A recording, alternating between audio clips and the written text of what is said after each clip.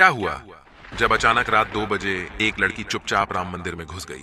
फिर जो चमत्कार हुआ उसे देखकर सभी लोगों के रोंगटे खड़े हो गए। अयोध्या में राम मंदिर की प्राण प्रतिष्ठा से पहले और बाद में कई सारे चमत्कार देखने को मिले हैं, जिससे यह साबित होता है कि सनातन ही सत्य है।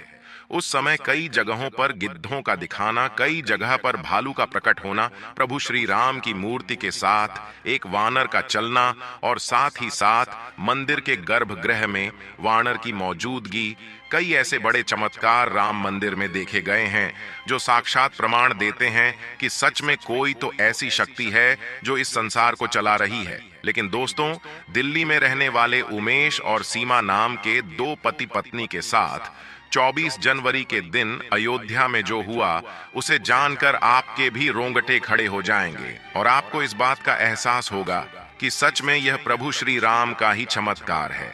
22 जनवरी 2024 के दिन राम मंदिर में राम लल्ला की प्राण प्रतिष्ठा हुई।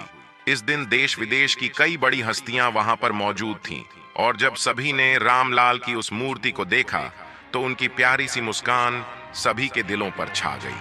जिस मूर्तिकार ने मूर्ति को बनाया उसका भी कहना था कि प्राण प्रतिष्ठा के बाद मूर्ति के भाव बदल गए हैं, मुस्कान बदल गई है, मानो मूर्ति के अंदर प्राण आ गए हो।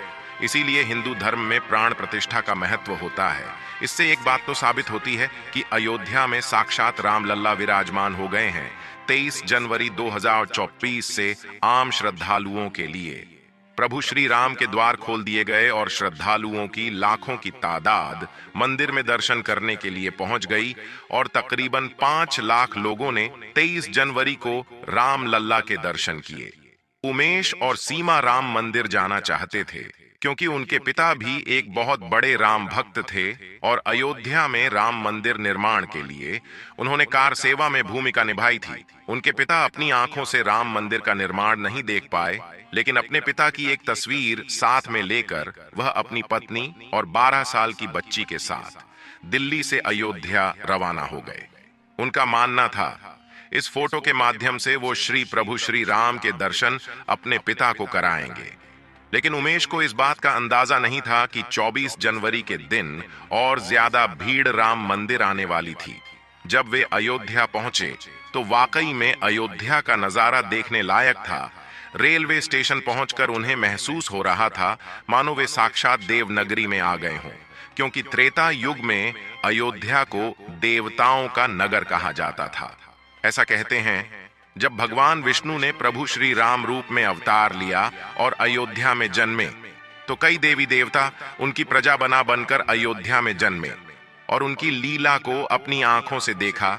जब प्रभु श्री राम सरयू नदी में समाहित हो गए तब सभी नगरवासी भी सरयू नदी में समाहित हो गए, क्योंकि वह सभी देवी देवता ही तो थे।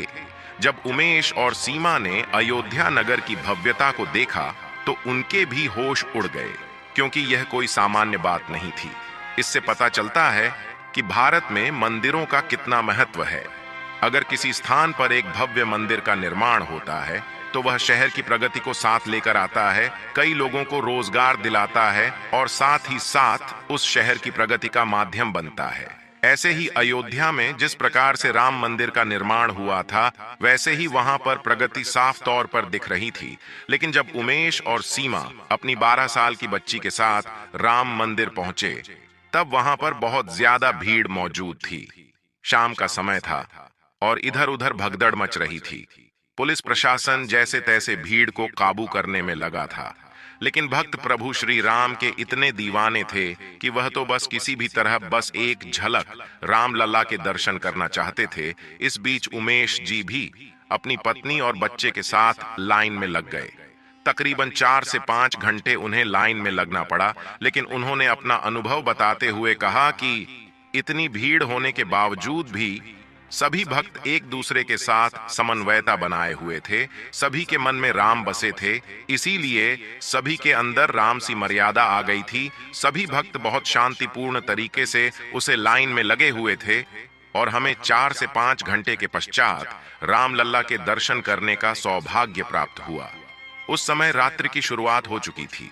मैंने अपनी पत्नी और बच्ची के साथ रामलाल के दर्शन किए और अपने पिता की फोटो को उन्हें दिखाया।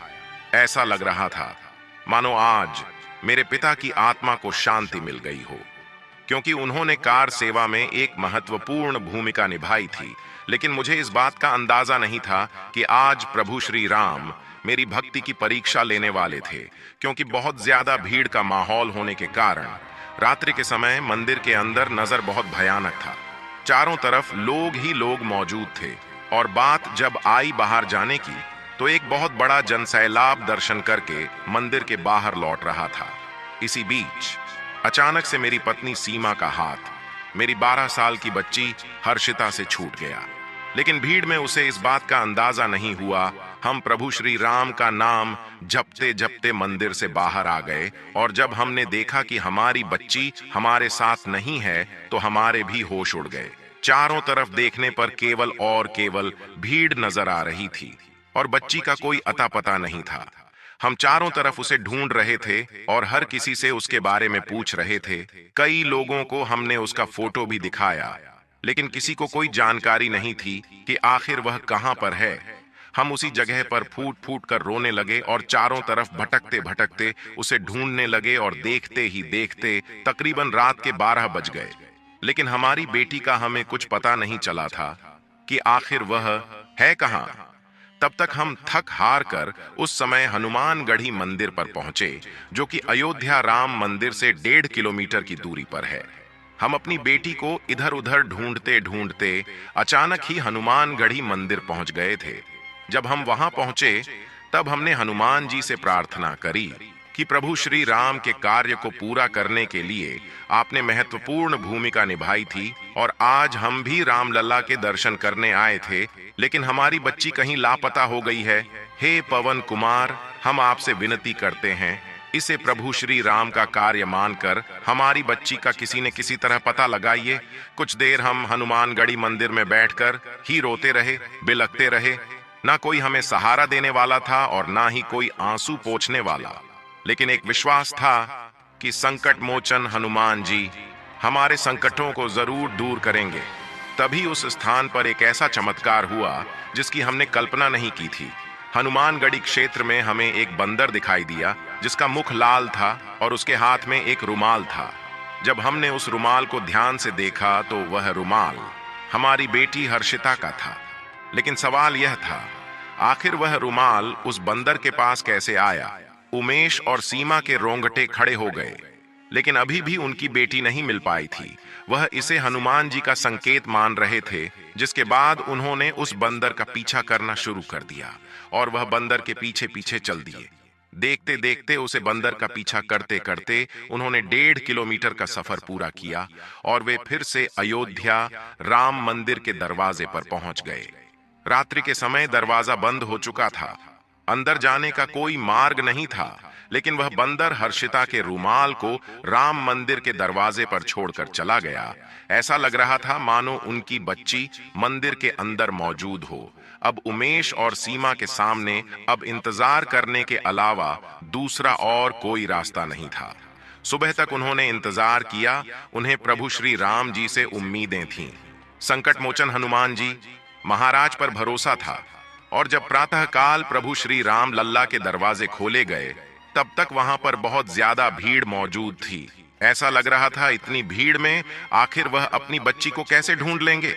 तब जैसे ही राम मंदिर का दरवाजा खुला, तो उमेश और सीमा के रोंगटे खड़े हो गए, क्योंकि अंदर मंदिर के पुजारी अपने हाथ में उसे बच्ची को लिए खड़े हुए थे। उनका कहना था कि यह बच्ची शायद रात्रि से ही इस मंदिर में है। सुबह प्रातः दरवाजे खुलते ही हमें यह राम लल्ला के गर्भगृह में थी। अच्छी ऐसा लग रहा था, साक्षात राम लल्ला इसके साथ खेल रहे हो, और साथ ही में एक बंदर भी वहां पर मौजूद था, जो हमें इससे मिलकर कहीं अंतर ध्यान हो गया। सीमा और उमेश को अपनी बच्ची पुनः मिल चुकी थी। उनका विश्वास नहीं टूटा था, बल्कि उनकी आस्था और ज्यादा बढ़ गई थी। लेकिन प्रश्न अभी भी यही था कि आखिर उनकी 12 साल की बच्ची हर्षिता रात्रि के समय मंदिर में कैसे रह गई? क्या वह मंदिर के अंदर ही छूट गई थी, या फिर बाहर बहुत ज्यादा असुरक्षा होने की वजह से यह हनुमान जी का चमत्कार था कि उन्होंने किसी तरह से उस बच्ची को राम लल्ला के गर्भगृह में छोड़ दिया? जो भी हो, लेकिन यह भी एक बहुत बड़ा चमत्कार था कि एक माँ बाप को अपनी गुम हुई बच्ची प्रभु श्री राम जी की कृपा से पुनः प्राप्त हो गई। इसके बाद में पुनः दिल्ली के लिए रवाना हो गए और अपने साथ घटी इस घटना के बारे में उन्होंने सभी को बताया। सबका एक ही कहना था कि जिस शहर में प्रभु श्री राम का निवास हो और जिसके रक्षक स्वयं हनुमान हो, ऐसे स्थान पर किसी भी प्रकार के भय की क्या जरूरत है। दोस्तों, आज की यह वीडियो आपको पसंद आई हो तो आप लाइक जरूर करें।